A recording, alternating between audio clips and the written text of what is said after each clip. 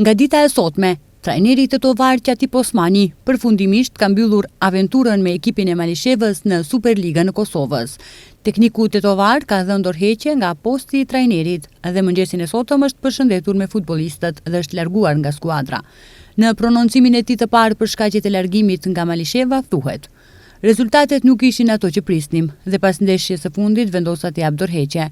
Nuk ishte vendim i lehtë, por e ndjeva që ishte momenti i duhur për ta bërë. Dua të falenderoj lojtarët për përkushtimin, drejtuesit për mbështetjen e dhënë, stafin për punën që ka bërë dhe gjithashtu tifozët, ka thënë Qatip Osmani pas largimit nga Malisheva. Qatip Osmani e mori drejtimin e Malishevës me ambicie për të vazhduar ecurinë e mirë nga sezoni i kaluar, por rrugës gjërat morën rezultatet që nuk ishin ashtu siç dëshiron ai. Por duke ditur sukseset e Qatip Osmanit si trajner, ai dhe ndihmësi i tij, Bashkim Livoreka, shumë shpejt do të angazhohen në ndonjë skuadër tjetër.